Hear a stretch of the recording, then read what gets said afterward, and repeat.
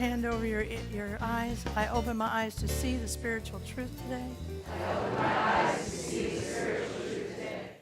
I open my ears. I open my ears to hear the spiritual truth today. I open my ears to hear the spiritual truth today. Now, if you just put your hand over your heart, extend out your arms. I open my heart to receive the spiritual truth today. I open my heart to receive the spiritual truth today. The spiritual truth that I'm working with today is that it is done unto you as you believe. We all know this. It's the basis of metaphysical teachings. It is done unto you as you believe. It's the basis of all of the miracles from Jesus. It is the teaching, before Jesus was even born, it was the teaching of every master, every spiritual master that I know of. It is done unto you as you believe. Now, the modern version of this, yes, amen, amen. The modern version of this is that there is an event, and your response to that event, your event plus your response will determine the outcome. Event plus your response will determine the outcome. See, it's important that we get this because at first blush, it looks like we have no control over some things in our life. Cancer can look like that. Downsizing can look like that. Having a partner present it as one thing when you first meet him or her and then turning out to be somebody totally different can look like that. Car accidents can look like we have no control. Earthquakes can look like we have no control. But the truth of the matter is, it's the event. We may not have any control over the event, but we do have control over our response. See, we have the control to either respond as victim or as a successful person. Successful people in all walks of life, whether they are business people, successful social workers, successful healthcare providers, successful ministers, successful clarinet players.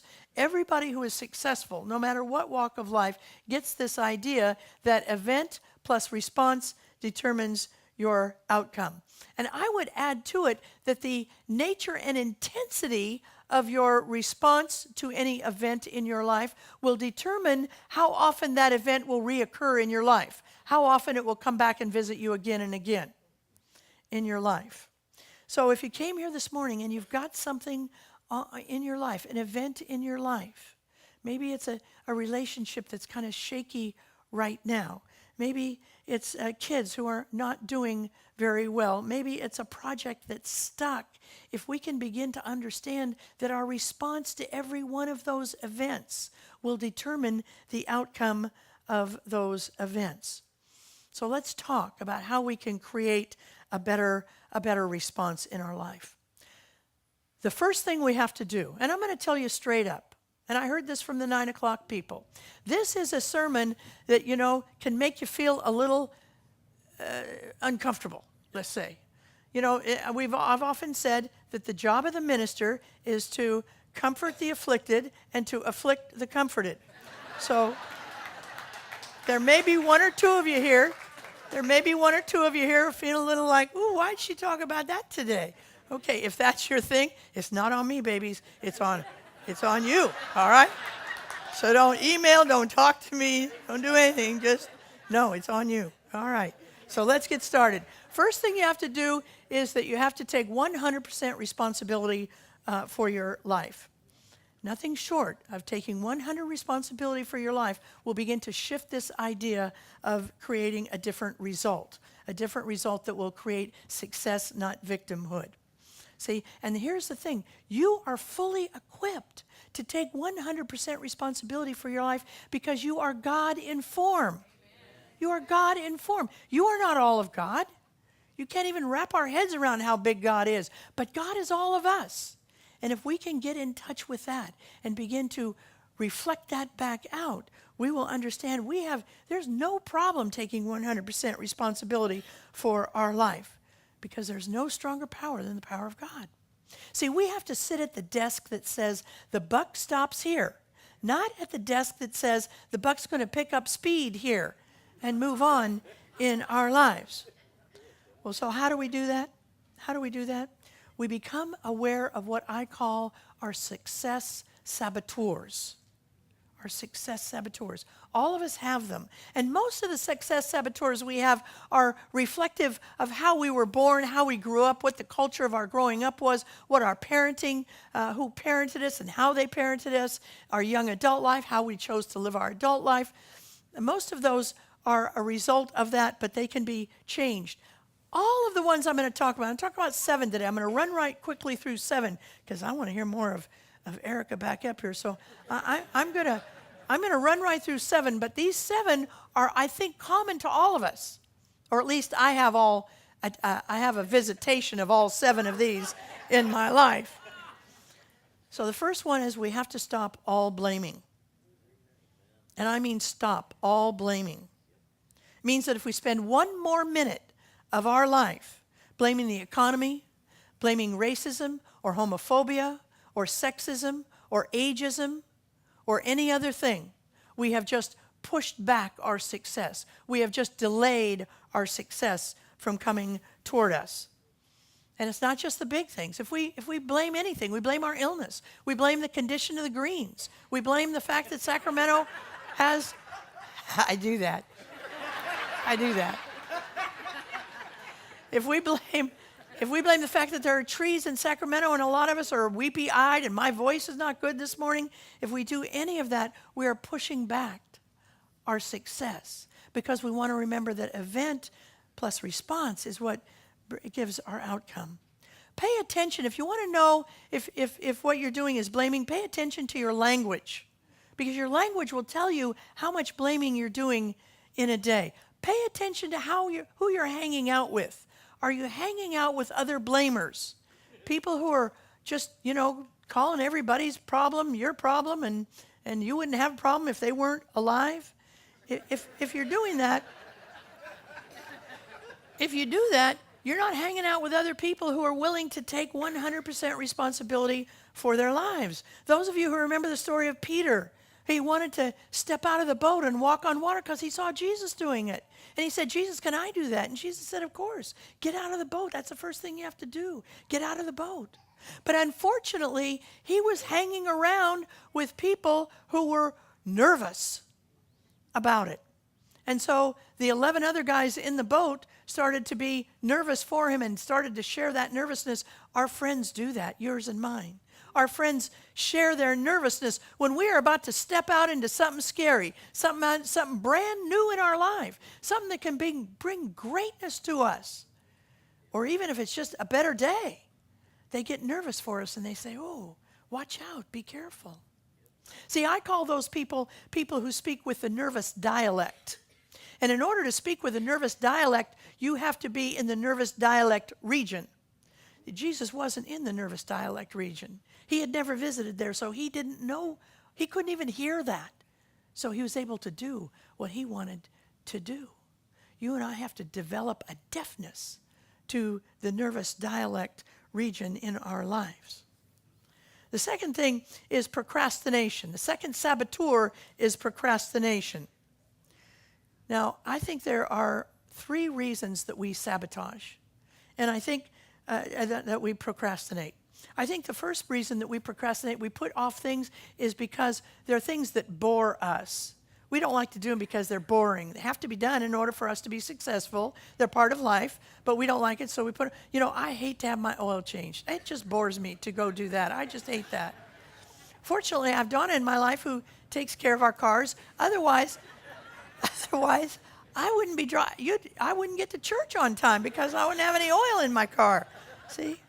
It's little things that we put off because they bore us. The second thing that is a problem is we often procrastinate things because the outcome, we're afraid of the outcome, and we don't want the outcome any sooner than it has to come. Now, I know that there are some people in the church who are going to do their taxes at 4 p.m. on April 15th. I know that because you want to put off what that number might look like. Okay, I had a woman in my Prosperity Plus class, and she knew that she was going to have some capital gains because she had sold a home, and she got more stressed about it and more stressed about it, and she realized, oh my God, I'm afraid of what the number's going to be, but I'm so stressed about it, it can't be any worse than being the stress I'm under. So she went ahead and stopped procrastinating, took her taxes to her accountant, and her accountant said, you know what, you've done so many repairs and improvements on the house, you're going to get money back. See? Procrastination sabotages. The third thing I think the reason we sabotage is because we think we're not good enough. We think we're not good enough. And so we put it off. You know, I put off writing my book that I know has helped a number of recovering people. I put that off for years. I put it off for years because I didn't think I was an author. And I was afraid to see myself in that way. I didn't think I was good enough. I know there are people who are putting off doing something in their life because they don't think they're good enough to do it. So they just keep pushing it back and pushing it back. You cannot be, it's a success saboteur. I know people who are afraid to go ask for a raise because they think they're not good enough. It's a success saboteur when we procrastinate in our lives. You're good enough. Why are you good enough? Because you're the presence of God. It doesn't get any better than who you are. That's who you are. The third one is underperforming. Now, I know this is one that makes a few of us squirm. If you're a skater in work, you're just skating by at work, you know. If you're a just get by parent, if you're a person who is only doing that which is necessary in any area of your life, you're underperforming and you're sabotaging your success. Successful people are overperformers. Successful people don't give 100%, they give 110%. That's what successful people do in there. I'm not just talking about work. I'm talking about being a 110% partner in life with your beloved. I'm talking about being a 110% sibling in your life. I'm talking about 110% in every area of our lives. See, lately I've been hearing people talk about this idea of boundaries. And I am a big fan of boundaries. I'm a person who thinks we need to have boundaries. But I also am beginning to suspect in some areas when I hear this that people have caught on to this as a way of excusing not doing 110%. I'm taking care of myself. I can't do that. I can't do 110%. Okay? So now sometimes there's legitimate reasons you need to stop and take care of yourself. But only you know. Nobody else knows this. And honestly, it's not hurting anybody else. Whether you give 80% or 110%, it's all about you. The result, the event, plus the response yields your outcome, not the outcome of anybody else. If you're disappointing somebody because you're not doing 110% for them, they have work to do. You bring them to the church because it's not on you, but it is on you if you're using that as an excuse. If underperforming has become a way of life for you, because people who really soar in life, the successful people in life, give more. You know, Proverbs 12 reminds us that the diligent hand shall rule, while the sluggard shall be bound by forced labor. The diligent hand shall rule, while the sluggard shall be bound in forced labor. See, the diligent hand is the one that does the more, gives more in our life. Well, the fourth one is this. It's also when you overperform, when you give more than just enough, you're signaling the universe. Universe, I'm ready. I'm ready to step up. I'm ready to be recognized as somebody who wants to step up in this life. The fourth thing is that we allow ourselves to get sidetracked by insignificant things and we don't focus on the main thing. We allow ourselves to get sidetracked. There's a shiny thing over here. Now look, we want everybody to set a goal, but we want you to keep your eye on that goal in your life. If your goal is to improve your relationship with your beloved, and somebody walks by the water cooler and fine, just pretty, lovely, walks by the water cooler, keep your head down, do your work, okay? Don't be worried. Don't be worried about it. Just main thing. The main thing is what I want. My relationship with my beloved. You want to take off a pound or two and the cupcakes just keep coming by your office and somebody pops their head in and, no, thank you, no, I'm not having a cupcake today. Thank you very much. You want a promotion? You want a promotion in your life? Keep that focus. Do what you can do to get the promotion coming in your life. See, the problem is this. We have the attention span of gerbils, you and I. They're very tiny attention spans in our life. So I'm going to give you a hint on how you can keep the main thing. And that is every morning when you wake up, you give God 5 minutes or 10 minutes or 15 minutes or 20 minutes. Now, some people call this meditation. I don't like to call it that because it makes you all nervous. Okay? So I'm just going to say, take 5 minutes and be in the stillness. And in that stillness, review your main goals. The things that you want out of that day. What is it that I want today? I want a passionate and compassionate relationship. And what I want today is to do well in ministry. What I want today is to do this or to do that. Just review your own goals and then give them up to God and see what happens. But you got to keep the main thing in your life. The fifth saboteur is we focus on what it is that is rejecting us instead of what is accepting us. We focus on that. We all do it. Somebody can tell us 100 nice things, and we're grateful. They can tell us one wrong thing with us. I'm telling you, I can give a sermon that is, I think, a good teaching. I'm happy with it. I feel proud of it. I'm good with it. People come out and they say, oh, thank you for that teaching today. I got something out of that, Reverend. That was good. One person can come up to me and say, I know what the hell you were talking about today. Are you tired today? Is that what the problem is? Now, I can forget everything else, but I will remember that conversation. Now, I said that at the 9 o'clock. Don't feel you have to come on through the line and say, oh, fabulous sermon today, Reverend.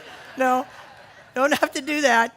I'm just telling you, I know what it's like to take that one thing and just get into it. So no matter whether it's a family member who's just rolling your eyes or whether it's somebody in society that's telling you they reject you, whether it's because you're gay or because you're a person of color or because you're old or you're fat or you're rich or you're poor or bald or whatever it is, we have to not focus on that, but focus on those who accept us.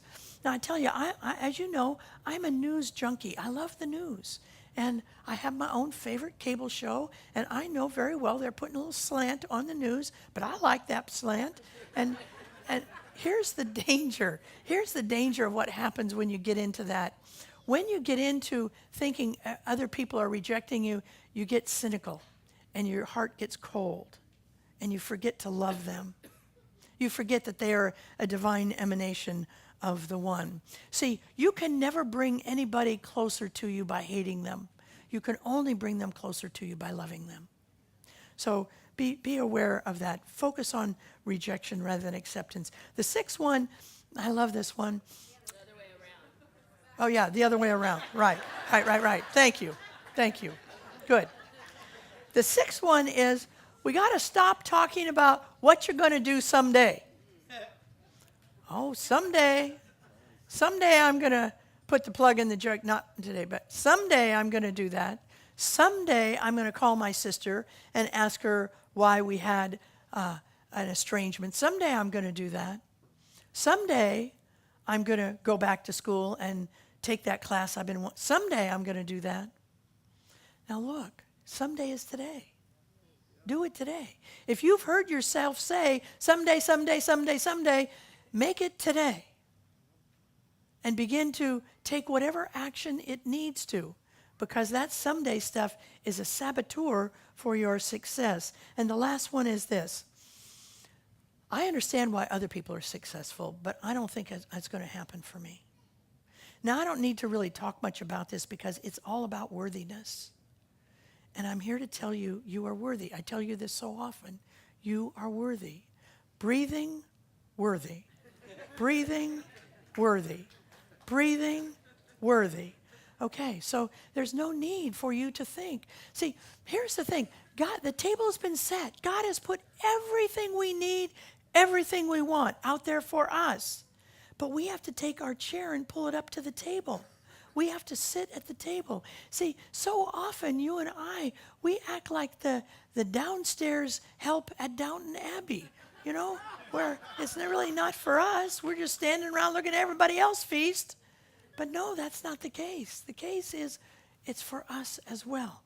See, I used to do a workshop called the imposter syndrome because I found that so many of us have this sorry notion that if they really knew who I was, they wouldn't like me.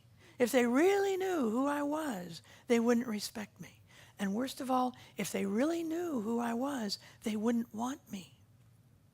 God wants you just the way you are and is happy to give you the keys to the kingdom of heaven. So let's take this message into prayer.